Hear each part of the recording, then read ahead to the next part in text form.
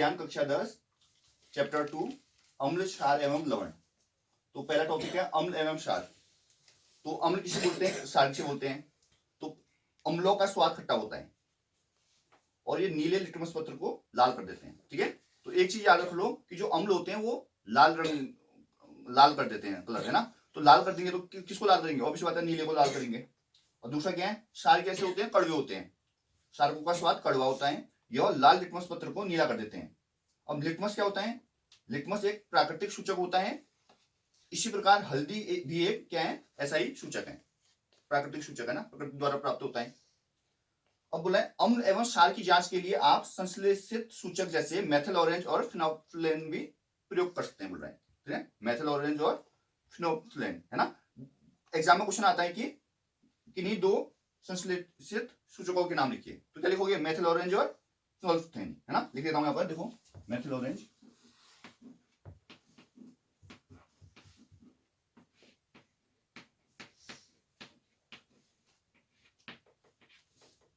और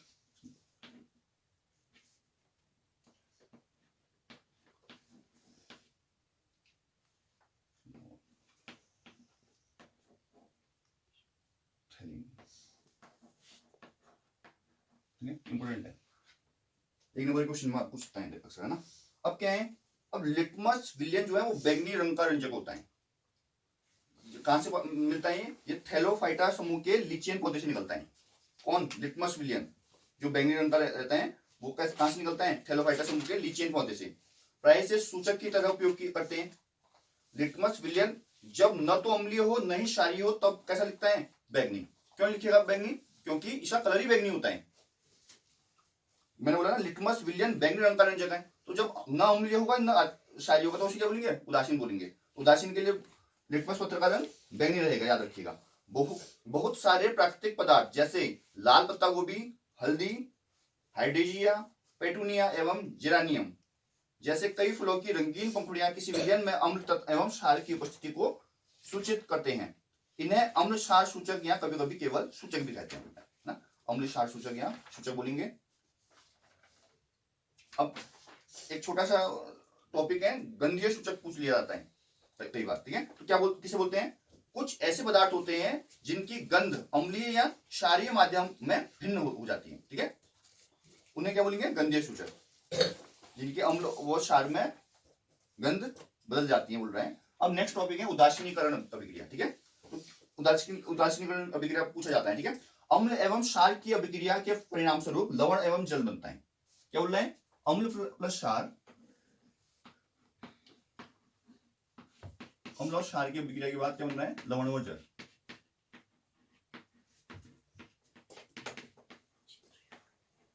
तो इसे क्या बोलेंगे, उदासीनीकरण अभिक्रिया। अब उदासीनीकरण अभिक्रिया किसे बोलते हैं, आपको पता चल गई। अम्ल और क्षार के बाद लवण और जल बनेंगे। इसका एग्जांपल लिखना पड़ेगा। अब देखो अम्ल आपको याद होना चाहिए कौन सा अम्ल होता है, HCl एक अम्ल होता है।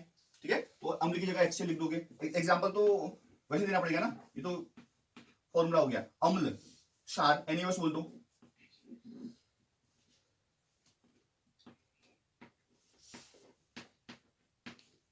तो लिखने का तरीका भी समझना,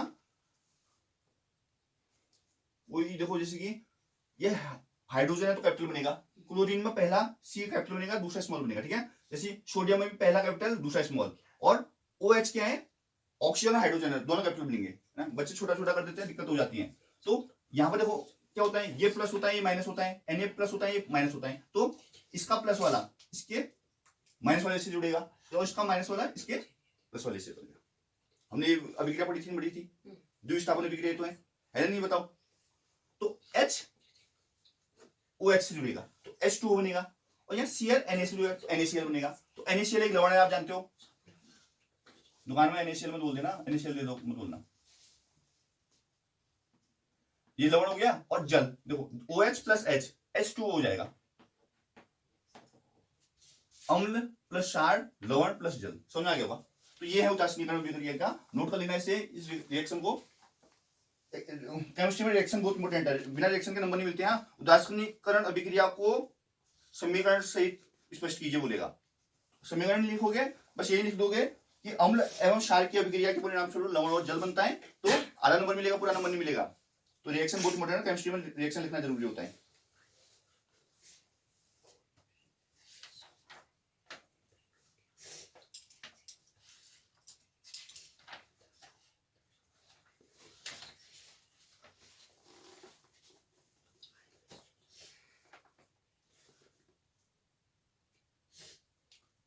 अब है अम्ल जल में H पॉजिटिव आयन प्रदान करेंगे। जो अम्ल होंगे वो जल में H पॉजिटिव आयन प्रदान करते हैं बोल रहे हैं, और जो क्षार होते हैं वो जल में OH नेगेटिव आयन देते हैं। ठीक है, अम्ल जल में क्या निकालेंगे H पॉजिटिव, और ये क्षार क्या आते हैं OH नेगेटिव, याद रखिएगा। ठीक है, OH नेगेटिव को हाइड्रोक्साइड बोलते हैं।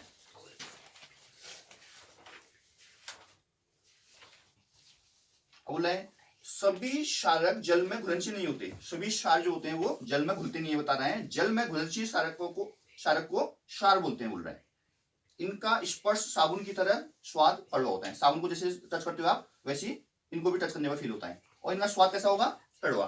क्षारों का स्वाद कड़वा होता है, आप जानते हैं। प्रकृति संक्षारक होते हैं, इन्हें कभी भी छूना या चखना नहीं चाहिए, क्योंकि ये क्या होते हैं, हानिकारक होते हैं। ठीक है,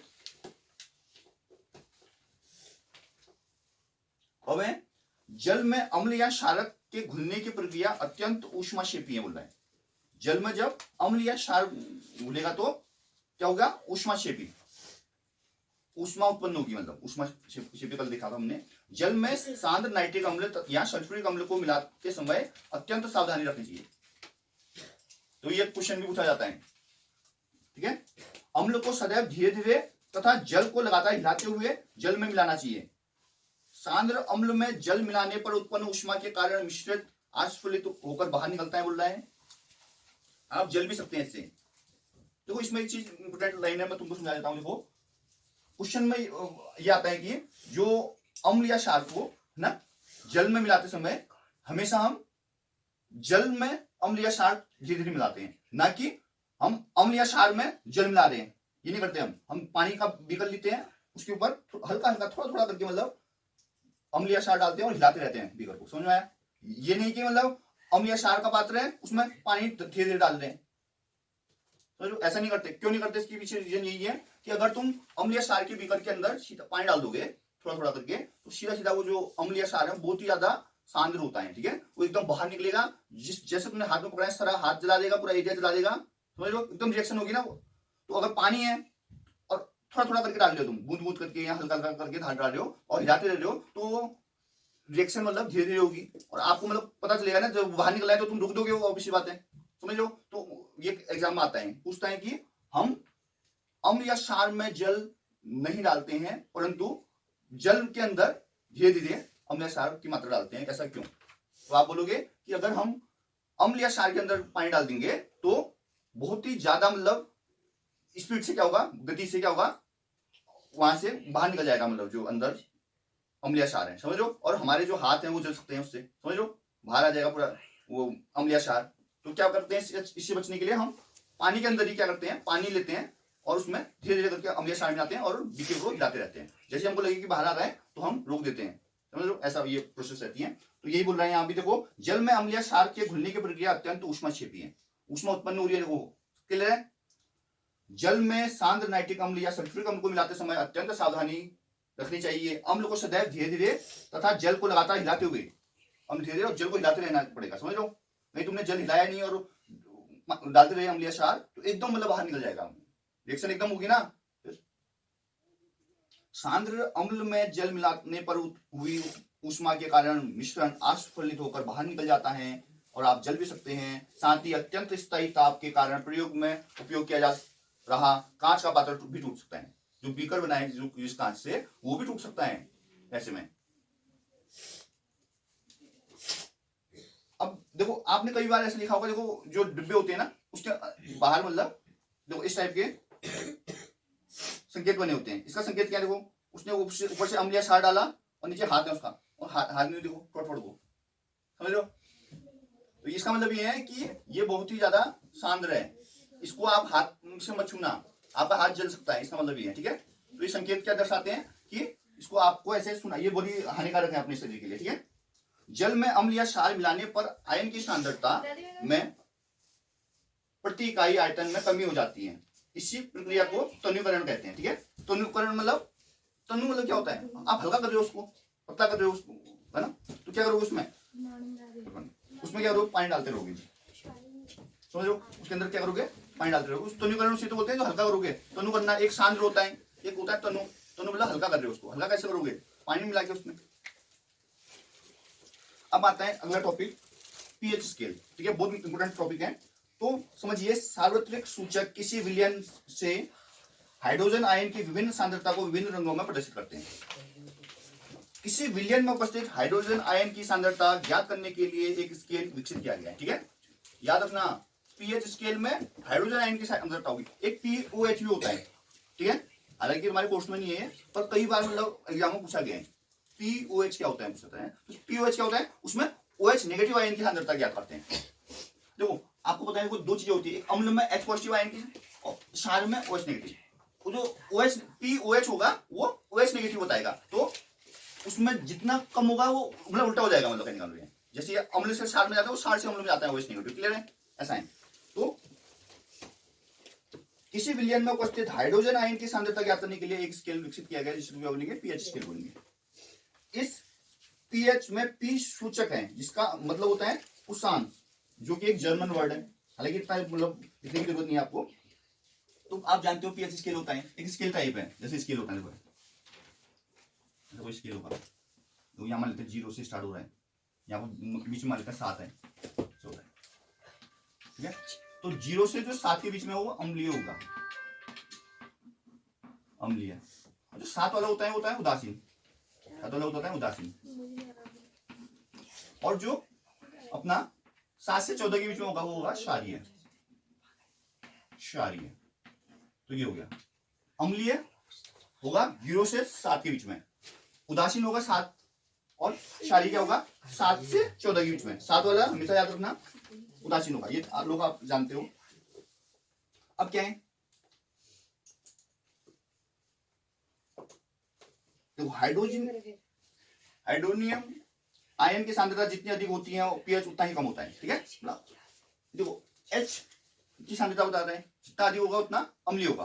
क्लियर है, किसी भी उदासीन विलयन के पीएच का मान 7 होता है, आप सभी जानते हैं। यदि पीएच स्केल में किसी विलयन का मान 7 से कम है, 7 से कम हो गया तो क्या हो गया, अम्लीय हो गया। यदि पीएच मान 7 से 14 तक बढ़ रहा है तो इसका मतलब क्या है, वो क्षारीय हो रहा है। ठीक है, और इसका मतलब ये है कि उसमें ओएच बढ़ रहा है। तो ऐसा करके भी पूछ सकता है टेक्निकल। देखो, जितना एच पॉजिटिव ज्यादा होगा उतना अम्लीय होगा, जितना ओएच नेगेटिव ज्यादा होगा उतना ज्यादा क्षारीय होगा।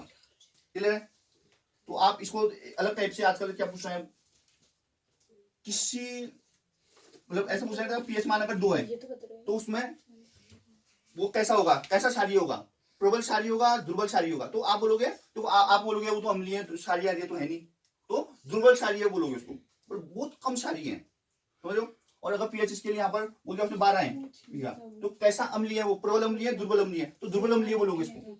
और अगर 2 है तो कैसा अम्लीय है, प्रबल अम्लीय है या दुर्बल है, प्रबल अम्लीय बोलोगे। जितना 0 के पास में होगा उतना प्रबल अम्लीय होगा, उतना ही दुर्बल क्षारीय होगा। जितना 14 के पास में होता है उतना ही क्या होगा, प्रबल क्षारीय होगा, दुर्बल अम्लीय होगा। समझ में आया चीज, ऐसा करके पूछ रहे हैं आजकल, इसलिए बता रहा हूं।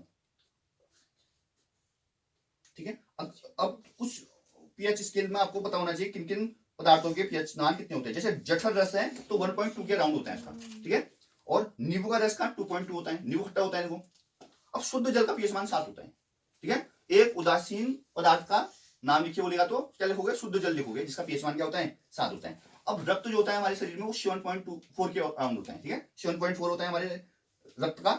मिल्क ऑफ मैग्नीशिया का होता है 10, और सोडियम हाइड्रोक्साइड का विलयन जो होता है उसका होता है, इसका होता है 14, सोडियम NaOH का। तो ये पीएच मान हो गए। अब है अम्ल तथा क्षार की शक्ति विलयन में H पॉजिटिव आयन तथा OH नेगेटिव आयन पर निर्भर करती है। यदि हम समान सांद्रता के हाइड्रोक्लोरिक अम्ल तथा एसिटिक अम्ल जैसे एक मोलर विलयन लेते हैं तो वह विभिन्न मात्रा में हाइड्रोजन आयन उत्पन्न करेगा। बोल रहे हैं अधिक संख्या में H पॉजिटिव आयन उत्पन्न करने वाले अम्ल प्रबल अम्ल कहेंगे। जितना ज्यादा H पॉजिटिव आयन उत्पन्न करने, तो H पॉजिटिव आयन ज्यादा उत्पन्न करने का मतलब ये मत सोचना कि 14 की तरफ ज्यादा है। H पॉजिटिव बोले तो ये है, जीरो के पास में H पॉजिटिव ज्यादा उत्पन्न कर रहे हैं, मतलब तो ये एक ग्राफ बना रखा है तुम्हारे एनसीईआरटी में, देखो गौर से देखो इसको, सब देखिए ये क्या बता रहे हैं, देखो ये H पॉजिटिव जितना जीरो के पास में उतना H पॉजिटिव ज्यादा है, ये ज्यादा है ना, देखो जिस 14 के पास गया देखो इतना सा रह गया। और अब OH नेगेटिव देखो, OH नेगेटिव जैसे जीरो के पास में तो बिल्कुल छोटा सा है, और जैसे कि 14 के पास में जा रहे हैं तो कितना ज्यादा हो रहा है। तो कहने का मतलब ये है जितना ज्यादा जीरो के पास में होगा H पॉजिटिव उतना ज्यादा होगा, और जितना ज्यादा 14 के पास में OH नेगेटिव उतना ज्यादा होगा। क्लियर है? तो अधिक संख्या में H पॉजिटिव आयन उत्पन्न करने वाले अम्ल प्रबल अम्ल कहलाते हैं। ठीक है, अधिक मात्रा में H पॉजिटिव आयन उत्पन्न करने वाले प्रबल अम्ल कहलाएंगे। जीरो के जितने पास होगा उतना प्रबल अम्ल होगा, और कम मात्रा में H पॉजिटिव आयन करने वाले अम्ल क्या कहेंगे, दुर्बल अम्ल कहलाएंगे। तो यहाँ पर होगा मतलब इसके आसपास होगा 14 के आसपास, जो बहुत ही कम मतलब H पॉजिटिव आयन उत्पन्न करेगा तो उसके क्या बोलेंगे, दुर्बल अम्ल बोलेंगे। क्लियर है? वैसे सार में समझ सकते हो आप, जितना ज्यादा है ना OH नेगेटिव उत्पन्न करेगा उतना ज्यादा प्रबलशाली होगा, तो यहाँ करेगा सबसे ज्यादा OH नेगेटिव आयन उत्पन्न, और जितना कम OH नेगेटिव आयन उत्पन्न करेगा उतना ही कम क्या होगा, क्षारीय होगा, तो यहाँ होगा OH नेगेटिव कम। अब आ गया हमारे शरीर का पीएच मान कितना होता है, तो ये एक आध नंबर में पूछ लेता है। तो 7 से 7.8 पीएच परास के बीच में कार्य करता है हमारे शरीर, किसके बीच में, 7 से 7.8 पीएच परास के बीच कार्य करता है। जीवित प्राणी केवल संक्रिय पीएच परास में ही जीवित रह सकते हैं। अब हो गया अम्लीय वर्षा आ गई, देखो बहुत इंपोर्टेंट है। जब पीएच मान क्या होता है 5.6 से कम होता है, 5.6 से क्या हो जाए, कम हो जाए। ठीक है, 5.6 ज्यादा है उससे कम होगा तो क्या होगा, अम्लीय होगा। तो जब वर्षा के जल की पीएच मान जब 5.6 से क्या हो जाएगा, कम हो जाएगा, तो क्या बोलेंगे हम, अम्लीय वर्षा। अम्लीय वर्षा का जल जब नदी में प्रवाहित होता है तो नदी के जल के पीएच का मान क्या हो जाता है, कम हो जाता है। क्यों जाता है भाई कम, क्योंकि नदी के जल का पीएच मान हमने देखा अभी कितना था, लगभग 7 के अराउंड होता है। ठीक है, अगर वो 7 के अराउंड होता है तो उसमें अम्लीय आ गया, अम्लीय वर्षा हुई, नदी में गई तो क्या होगा, नदी का पानी भी कैसा होगा, अम्लीय हो जाएगा, हुआ नहीं होगा, अम्लीय हो जाएगा तो क्या होगा, वहां पर जो भी जलीय जीव है, मछलियां है ना, तो सब के सब क्या होंगी, प्रभावित हो जाएंगे उससे, हो सकता है मर जाए। तो ये हानिकारक होता है। दूसरा, खेतों के लिए भी हानिकारक है, अम्लीय वर्षा होगी तो खेतों के लिए भी हानिकारक होगी। क्यों होगी खेतों के लिए हानिकारक, क्योंकि खेतों में जो भी हम लवण पाए जाते हैं, है ना, बहुत सारे पोषक तत्व पाए जाते हैं, लगभग 16 के राउंड होते हैं, उसमें क्या होता है, उसमें क्षारीय मात्रा होती है। समझो, क्षारीय जितना ज्यादा मिट्टी आपकी क्षारीय होगी उतना ज्यादा उपजाऊपन होता है। तो अम्लीय आ गया ऊपर से, क्या होगा, आपकी फसल भी खराब होगी इससे। ठीक है, तो अम्लीय वर्षा का जल जब नदी में प्रवाहित होता है तो नदी के जल के पीएच का मान क्या हो जाता है, कम हो जाएगा। ऐसी नदी में जलीय जीवधारी को उत्तरजीविता कठिन हो जाएगी। तो जलीय जो जीव है नदी के अंदर, उनकी जीवन क्या हो जाएगा, कठिन हो जाएगा भाई। अब आ गया एक है, शुक्र का वायुमंडल सल्फ्यूरिक अम्ल के मोटे श्वेत एवं पीले बादलों से बनाए। ठीक है, शुक्र का वायुमंडल कैसे बना है, सल्फ्यूरिक अम्ल के मोटे श्वेत एवं पीले बादलों से निर्मित है।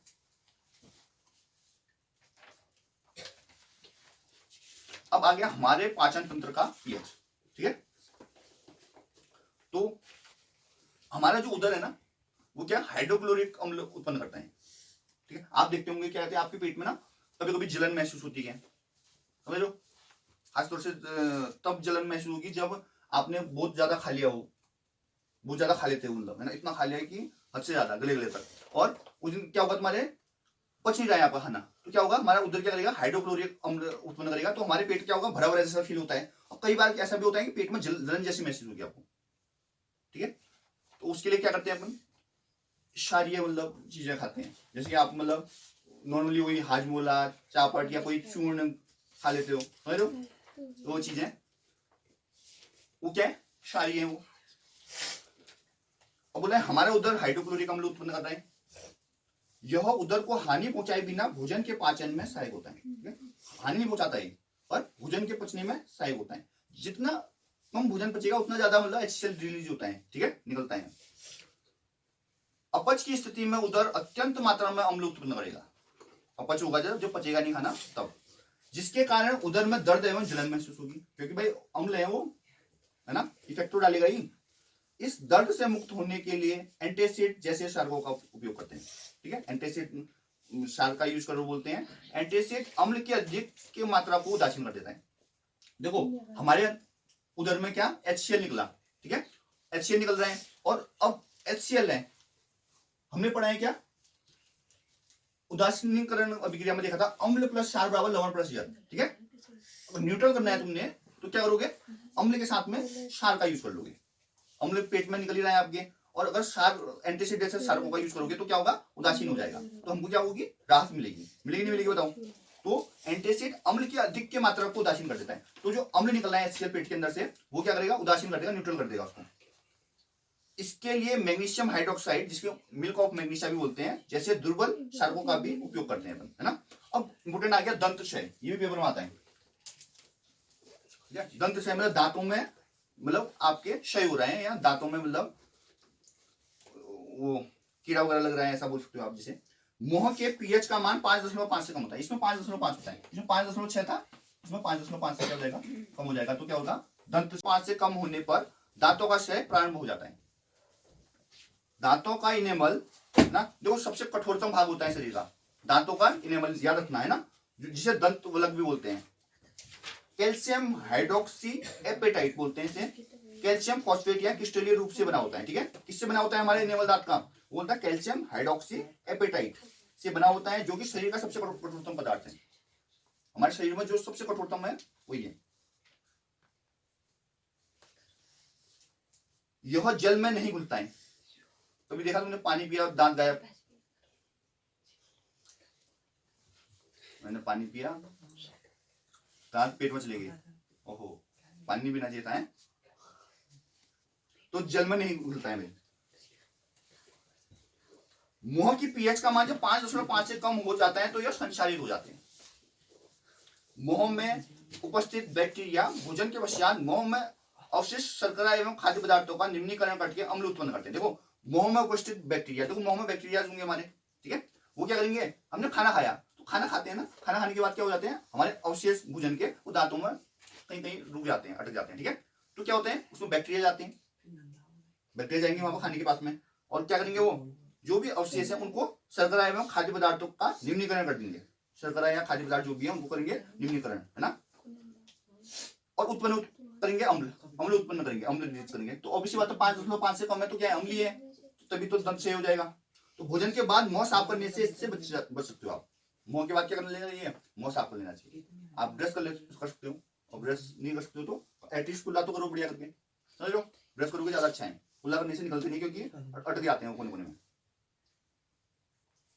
और कोई ऐसी चीज खा रहे हो जैसे वो जो हार्ड चीज खा रहे हो जो दांतों में फंस रही है तो उसमें तो करना ही चाहिए, इससे और भी बीमारियां जो होती हैं समझे। मुंह की सफाई के लिए क्षारीय दंत मंजन का उपयोग करते हैं। ठीक है, दंत मंजन कैसा करना है, क्षारीय लेना है आपने। अम्ल की अधिक की मात्रा को उदासीन कर देता है जिसके परिणाम से दंत से रोका जा सकता है, फिर दांत में आपका क्या नहीं होगा, दिक्कत नहीं होगी। अब बता रहे हैं कि मधुमक्खी का जो डंक है वो एक अम्ल छोड़ता है, बोल रहे हैं मधुमक्खी ने काटा होगा आप लोगों को तो क्या होता है, जलन महसूस होती है वहां पर। ठीक है, और करते क्या हो तुम, जिसके कारण दर्द एवं जलन का महसूस अनुभव होता है आपको। डंक मारे गए अंग में बेकिंग सोडा जैसे दुर्बल क्षारकों के उपयोग से आराम मिलता है। अगर बेकिंग सोडा लगा दोगे तो आपको आराम मिलेगा, जल्दी सही हो जाएगा मतलब दर्द। ठीक है, नेटल के डंक वाले बाल मेथनोइक अम्ल छोड़ देते हैं, ठीक है, जिनके कारण जलन वाले दर्द का अनुभव करते हैं, वहां मेथनोइक अम्ल पाएगा। कुछ और वो चीजें हैं प्राकृतिक स्रोत जैसे सिरका है, सिरका में एसिटिक अम्ल पाए जाते हैं, याद रखिएगा।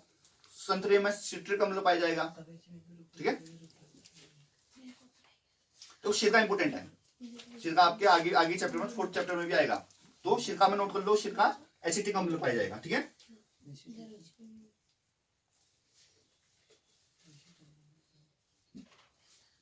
और बाकी आपको टमाटर में पता होना चाहिए, टमाटर इंपोर्टेंट है। ऑक्सैलिक अम्ल पाया जाता है, अक्सर पूछा जाता है टमाटर में कौन सा अम्ल पाया जाता है, ऑक्सैलिक अम्ल। और आप दूध और दही में तो जानते हो लैक्टिक अम्ल पाया जाता है, नहीं जानते हो तो नोट करो। बाकी जो खट्टे पदार्थ हैं जैसे संतरा हो गया और नींबू हो गया वो तो सिट्रिक, संतरा और नींबू में सिट्रिक अम्ल। ठीक है, एक बार दोबारा रिपीट कर रहा हूं, सिरके में एसिटिक अम्ल पाया जाएगा, संतरे में सिट्रिक अम्ल पाया जाएगा। इमली में टार्ट्रिक अम्ल पाया जाएगा, टमाटर में ऑक्सैलिक अम्ल पाया जाएगा, दूध और दही में लैक्टिक अम्ल, नींबू में सिट्रिक अम्ल, और चींटी जो डंक मारती है आपको, या नेटल जो डंक मारता है, वो मेथनोइक अम्ल दोनों में। ठीक है, चींटी और नेटल में मेथनोइक अम्ल।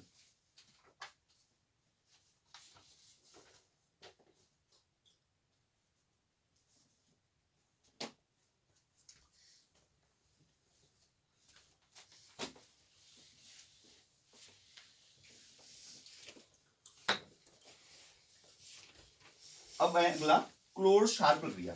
ठीक है, तो क्लोर क्षार प्रक्रिया क्या है उससे पहले देखते हैं।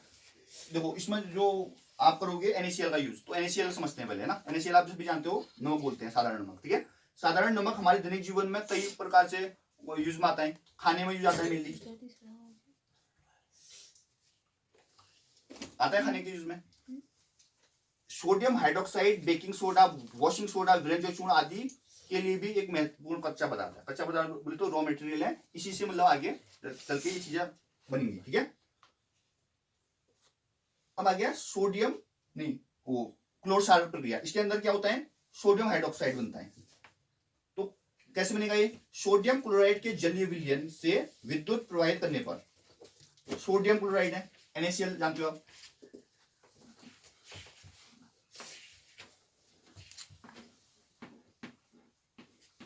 जलीय विलयन बोला है तो जल मिला दो, विद्युत प्रवाहित की, तो क्या बनेगा, एक तो NaOH बना दो,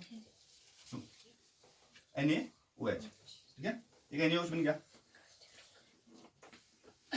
अब क्लोर और क्षार बोल रहा है, तो क्षार तो बन गया, OH आ गया तो क्षार हो गया। ठीक है, अब क्लोर और क्षार बोल रहा है, क्षार बन गया, क्लोरीन और बना दो, Cl2 बना दो। एक Cl अकेले में रखना, Cl2 के रूप में पाया जाएगा। अब करो बैलेंस इस समीकरण को। ठीक है, अब तुम गौर से देखो, वहां पर Cl2 है और यहां पर Cl एक ही है, क्लोरीन 2 है वहां पर, यहां पर क्लोरीन एक ही है, तो 2NaCl कर दो पहले तो। क्लियर है, अब क्लोरीन बैलेंस कर दिया आपने। अब यहां पर Na 2 हो गया, वहां Na क्या है, एक ही है, तो वहां Na को क्या कर देंगे, 2 से मल्टीप्लाई, Na भी 2 हो गया। और इसको करने से क्या हो गया, अब देखो ऑक्सीजन कितने हो गए, वहां 2 हो गए, यहाँ ऑक्सीजन एक ही है, इसका मतलब यहां भी 2 करोगे। क्लियर है, देखो अब देखो से Na 2 है, Na 2 है, Cl 2 है, Cl 2 है, जो H2 है वो 2 दूनी 4 है, वहां पर H क्या है, 2 ही है, तो H 2 H और बच गए हैं, तो और ऑक्सीजन 2 है, ऑक्सीजन 2 है, तो एक H2 और निकलेगा। बैलेंस हुई नहीं हुई, क्वेश्चन बताओ, सही हो गया ना। देखो क्या हो गया, 2NaCl plus 2H2O equal to 2NaOH plus Cl2 plus H2। Clear है, तो इसे क्या बोलेंगे, क्लोर क्षार। क्यों बोलेंगे क्लोर क्षार, क्लोर क्योंकि क्लोरीन, ये क्लोर और ये क्षार, क्लोरीन और क्षार बन रहा है इसमें, इसलिए इस अभिक्रिया को क्या बोलते हैं, क्लोरो क्षार अभिक्रिया बोलते हैं। सोडियम क्लोराइड के जलीय विलयन से विद्युत प्रवाहित करने पर यह वियोजित होकर सोडियम हाइड्रोक्साइड उत्पन्न करती है। ठीक है, NaOH बन रहा है, देखो सोडियम हाइड्रोक्साइड। इस प्रक्रिया को क्लोर क्षार प्रक्रिया कहते हैं, क्योंकि इससे निर्मित उत्पाद क्लोरीन, जिसको हम क्लोर बोल रहे हैं, और सोडियम हाइड्रोक्साइड, जिसे हम क्षार बोल रहे हैं, बन रहे हैं। क्लियर, क्लोरीन गैस एनोड पर मुक्त होती है एवं हाइड्रोजन गैस जो है कैथोड में जाएगी। कैथोड पर सोडियम हाइड्रोक्साइड विलयन का निर्माण भी होता है। इस प्रक्रिया से उत्पन्न हुए तीनों उत्पाद उपयोगी हैं। ठीक है, देखो NaOH भी उपयोगी है, Cl2 भी उपयोगी है और H2 भी उपयोगी है, तीनों के तीनों आगे चल के अपन यूज करेंगे। ठीक है, अब आ गया है विरंजक चूर्ण, CaOCl2 होता है। तो क्या बोल रहा है, जलीय सोडियम क्लोराइड के विद्युत अपघटन से क्लोरीन का निर्माण होता है। इस क्लोरीन गैस का उपयोग विरंजक चूर्ण के उत्पादन में किया जाएगा। शुष्क बुझा हुआ चूना, बुझा हुआ बोलिए CaOH का उल्टा, और क्लोरीन की क्रिया से विरंजक चूर्ण का निर्माण होगा। विरंजक चूर्ण को CaOCl2 से दर्शाया जाता है, यद्यपि वास्तविक संगठन काफी जटिल होता है। तो रिएक्शन लिख रहा हूं मैं विरंजक चूर्ण की, देखो क्या बोला उसने, CaOH का उल्टा प्लस Cl2।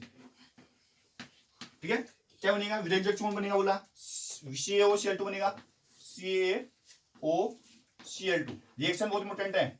अब देखो CaOCl2 बन गया, लास्ट में क्या बनेगा, H2O बनेगा। रिएक्शन बैलेंस है देखो, CaOH का ऑल्ट्राइज plus Cl2 CaOCl2 plus H2O, ठीक है, ये है विरंजक चूर्ण बनने की समीकरण। अब विरंजक चूर्ण का प्रयोग कहां करेंगे, तो वस्त्र उद्योग में करते हैं, सूती एवं लिनन के विरंजन के लिए कागज की फैक्ट्री में करते हैं, लकड़ी के मज्जा एवं लॉन्ड्री में साफ कपड़ों के विरंजन के लिए करते हैं, कई रासायनिक उद्योगों में एक उपचार के रूप में करते हैं और पीने वाले जल को जीवाणुओं से मुक्त करने में करते हैं, ठीक है। अब नेक्स्ट है बेकिंग सोडा। तो बेकिंग सोडा आप सभी जानते हो, बेकिंग सोडे का उपयोग आमतौर पर रसोइयों में स्वादिष्ट खस्ता पकौड़ी आदि के रूप में करते हैं, तो टेस्ट बढ़ाता है, स्वादिष्ट बना देता है कचौड़ियों को, ठीक है, पकौड़ियों को। कभी कभी इसका उपयोग खाने को शीघ्र पकाने के लिए भी करते हैं। इस यौगिक का रासायनिक नाम है सोडियम हाइड्रोजन कार्बोनेट। इसका भी रासायनिक नाम है, देखो इसको कैसे बोलोगे, कैल्शियम ऑक्सीक्लोराइड बोलोगे, ठीक है, लिख देता हूं इसको।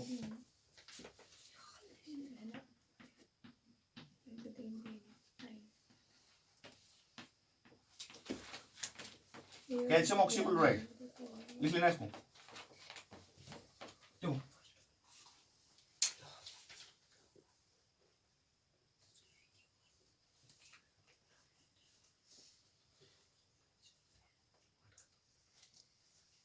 कैल्शियम ऑक्सीक्लोराइड बोलते हैं इसको, विरंजक चूर्ण बोलते हैं, और ब्लीचिंग पाउडर भी इसी को बोलते हैं, ठीक है, ब्लीचिंग पाउडर के नाम से जानते हैं विरंजक चूर्ण। अब देखो सोडियम हाइड्रोजन कार्बोनेट NaHCO3 को इसके बनाने में सोडियम क्लोराइड का उपयोग एक मूल पदार्थ के रूप में करते हैं, ठीक है। तो कैसे बनेगा ये, अब हम बनाते हैं बेकिंग सोडा, ठीक है। तो सबसे पहले बोल रहे हैं NaCl लो, ठीक है, फिर लिया जल, कार्बन डाइऑक्साइड, ठीक है, और NH3, तो क्या बना, एक तो NH4Cl बनेगा, जिसे नौसादे भी बोलते हैं, अमोनियम क्लोराइड है ना, NH4Cl, और साथ में क्या बनेगा, baking soda NaHCO3।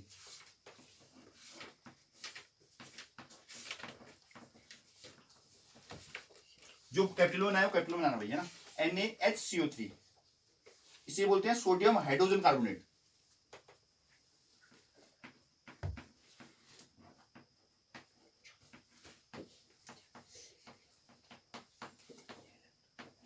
Sodium hydrogen carbonate,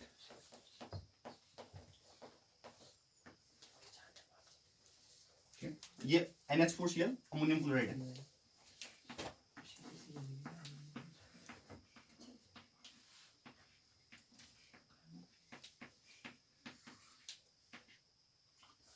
ammonium chloride इसे नौसादे भी बोलते हैं, वो सुना होगा, ऊर्ध्वपातन अभिक्रिया में यूज होता है, ठोस से सीधा गैस बन जाता है, जो मिडिल स्टेज द्रव में आके उसे बोलते हैं ऊर्ध्वपातन। अब बेकिंग सोडा का उपयोग कहां करेंगे अपन, तो बेकिंग पाउडर बनाने में जो बेकिंग सोडा एवं प्राकृतिक अम्ल जैसा एक मंद खाद्य अम्ल का मिश्रण है, बेकिंग पाउडर को गर्म किया जाता है और जल में मिलाया जाता है, तो अभिक्रिया होती है, बोल रहे हैं। तो इससे क्या कार्बन डाइऑक्साइड भी निकलती है, बोल रहे हैं। जो पाव रोटी, केक में खमीर जो उभरी होती है ना, ब्रेड वगैरह जो उभरी होती है, वहां यूज होता है इसका, बोलता है, और मुलायम हो जाता है और स्पंजी हो जाता है, बोल रहे हैं। बन, केक है ना, इस टाइप में जो ऊपर उठा हुआ है ना, तो वहां पर पाव रोटी, केक, खमीर में वो उभरा उठने के लिए करते हैं और मुलायम और स्पंजी होता है इससे, ठीक है। सोडियम हाइड्रोजन कार्बोनेट भी एंटासिड का एक संघटक है, क्षारीय होने के कारण यह पेट में अम्ल की अधिक्य को उदासीन करता है। अभी देखा था हमने, जब हमारे पेट में क्या हो रहा था, ज्यादा HCl रिलीज हो रहा था, तो क्या कर रहे थे हम, एंटासिड जैसे सार्को का यूज कर रहे थे, तो वही है, ठीक है। इसका उपयोग सोडा अम्ल अग्निशामक में भी करते हैं, बता रहे हैं, ठीक है। अगला आ गया धोने का सोडा, अब इसका नंबर आ गया। तो इसका फॉर्मूला होता है Na2CO3 10H2O, एक अन्य रसायन जिसे सोडियम क्लोराइड से प्राप्त किया जाता है, बता रहे हैं। कैसे पता करो, प्राप्त करोगे, Na2CO3 में जोड़ दोगे 10H2O, क्या बन जाएगा Na2CO3 10H2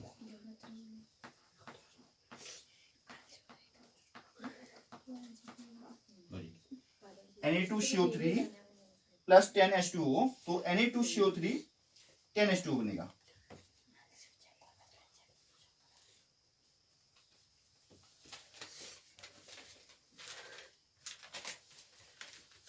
अब धोने के सोडे का उपयोग कहां करेंगे? तो सोडियम कार्बोनेट का उपयोग, देखो Na2 से सोडियम कार्बोनेट है ना, का उपयोग कांच, साबुन एवं कागज उद्योग में करते हैं। इसका उपयोग बोरेक्स जैसे सोडियम यौगिकों के उत्पादन में करते हैं, बोरेक्स बनेगा इससे।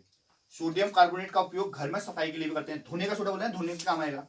जल की स्थायी कठोरता को हटाने में, ठीक है, तो स्थायी कठोरता बोलते तो जल में अशुद्धियों को हटाने में समझ सकते हो आप लोग, है ना। अगला टॉपिक है, तो इसमें क्या है, एक है लवण के एक सूत्र इकाई में जल के निश्चित अणुओं की संख्या को क्रिस्टल का जल कहते हैं। क्रिस्टल का जल किसे बोलते हैं? जल के एक सूत्र इकाई में जल के निश्चित अणुओं की संख्या को। अब यहां पर प्लास्टर ऑफ पेरिस में जिप्सम भी होता है, ठीक है। जिप्सम,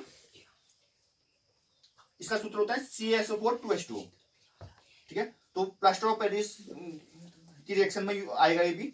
तो जिप्सम को 373 केल्विन पर गर्म करने पर यह जल के अणुओं का त्याग कर कैल्शियम सल्फेट अर्धहाइड्रेट या हेमीहाइड्रेट बनाता है, जिसका फॉर्मूला होता है CaSO4 हाफ H2O, जिसे हम प्लास्टर ऑफ पेरिस भी बोलते हैं, ठीक है। प्लास्टर ऑफ पेरिस बोलेंगे इसको, ठीक है। रिएक्शन लिख रहा हूं, प्लास्टर हो CaSO4 हाफ H2O में क्या बनेगा? 1 से 1/2 या 3/2 जो भी समझो, 1 से 1/2 H2O जोड़ो तो बनेगा जिप्सम CaSO4 2H2O, ये जिप्सम, ये प्लास्टर ऑफ पेरिस, ये है, ठीक है। तो CaSO4 हाफ H2O प्लस 1 से 1/2 H2O CaSO4 2H2O, ठीक है। तो इसका उपयोग करेंगे हम टूटी हुई हड्डियों को जोड़ने में। बोलते ना प्लास्टर रखा है हाथ में, जहां भी टूटा हुआ है,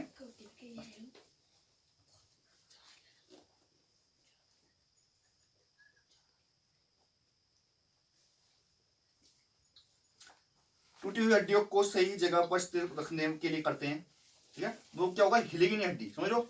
ज्वाइंट तभी होगा ना जब वो हिलते रही हड्डी, जहां पर टूटा हुआ है वो कनेक्शन बिगड़ गया तो क्या होगा, टेढ़ा मेढ़ा हो जाएगा हाथ। प्लास्टर ऑफ पेरिस एक सफेद चूर्ण है जो जल मिलाने पर पुनः जिप्सम बनकर कठोर हो जाता है। पानी मिलाओगे तो कठोर हो जाएगा। जल का केवल आधा अणु क्रिस्टल के जल के रूप में जुड़ा होता है। देखो आधा अणु है ना, हाफ है इसमें।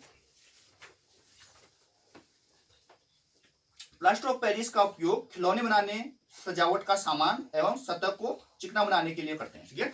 सजावट का सामान, खिलौने, और उसमें भी करते हैं, डिजाइन बनाने में भी करते हैं ना, मकानों में, मतलब जो अच्छी कारीगरी होती है ना, लेंटर वाले मकानों में आगे से कारीगरी होती है, तो उसमें भी यूज करते हैं, है ना। यहां तक किसी को कोई डाउट है? तो अम्ल, क्षारक, सूचक, रंजक या रंजकों के मिश्रण होते हैं, बोल रहे हैं, जिनका उपयोग अम्ल एवं क्षार की उपस्थिति को सूचित करने के लिए किया जाता है। विलयन में H पॉजिटिव आयन के निर्माण के कारण ही पदार्थ की प्रकृति अम्लीय होती है। विलयन में OH नेगेटिव आयन के निर्माण से पदार्थ की प्रकृति क्षारीय होती है। जब कोई अम्ल किसी धातु के साथ अभिक्रिया करता है तो हाइड्रोजन गैस उत्सर्जित करता है। लिखो इसको, इंपॉर्टेंट लाइन है। जब कोई अम्ल किसी धातु के साथ अभिक्रिया करता है तो हाइड्रोजन गैस का उत्सर्जन होता है।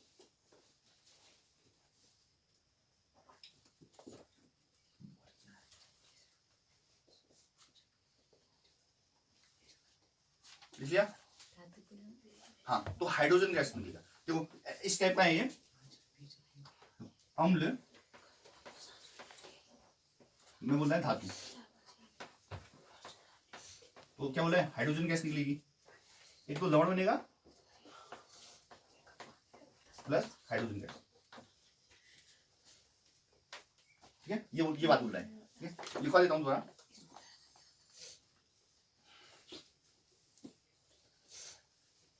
जब कोई अम्ल किसी धातु के साथ अभिक्रिया करता है तो हाइड्रोजन गैस का उत्सर्जन होता है। ठीक है, उत्सर्जन मतलब हाइड्रोजन गैस निकलेगी। साथ ही संगत लवण का निर्माण होता है। तो हो नहीं रहा है अम्ल प्लस धातु, एसिड प्लस मेटल ना, मिनरल प्लस हाइड्रोजन गैस। जब, ठीक है, नोट कर लिया आप लोगों ने, जब क्षारक किसी धातु से अभिक्रिया करते हैं तो हाइड्रोजन गैस के उत्सर्जन के साथ साथ एक लवण का निर्माण होता है जिसका ऋण आयन एक धातु एवं ऑक्सीजन के परमाणु से संयुक्त होता है, बोल रहे हैं। जब अम्ल किसी धातु कार्बोनेट तथा धातु हाइड्रोजन कार्बोनेट से अभिक्रिया करते हैं तो संगल लवण तथा कार्बन डाइऑक्साइड गैस और जल उत्पन्न होगा, ऐसा बता रहे हैं। अम्ल या क्षारक की प्रबलता की जांच पीएच 0 से 14 स्केल के उपयोग में की जाती है, जो हाइड्रोजन आयन की सांद्रता नापता है, बता रहे हैं पीएच स्केल। एक उदासीन विलयन के पीएच का मान 7 होता है, जबकि अम्लीय विलयन के पीएच का मान 7 से कम और क्षारीय का 7 से अधिक होता है पीएच मान। सभी जीवों में उपापचय की क्रिया पीएच की एक इष्टतम सीमा में होती है। ठीक है, हमारे शरीर जैसे 7 से 7.8 पीएच प्लस के बीच कार्य करता है, आप जानते हैं। सांद्र अम्ल क्षारक को जल के साथ मिश्रित करना एक अत्यंत ऊष्माक्षेपी अभिक्रिया, उसमें ऊष्मा उत्पन्न होगी। अम्ल एवं क्षारक एक दूसरे के उदासीन कण के लवण व जल बनाते हैं, उदासीनीकरण अभिक्रिया, न्यूट्रलाइजेशन रिएक्शन। ठीक है, acid plus base, mineral plus water. लवण के एक सूत्री इकाई में जल के निश्चित अणुओं की संख्या को क्रिस्टल का जल कहते हैं, बता रहे हैं। हमारे दैनिक जीवन एवं उद्योगों में लवण के कई उपयोग है, लवण बहुत इंपोर्टेंट है, बता रहे हैं।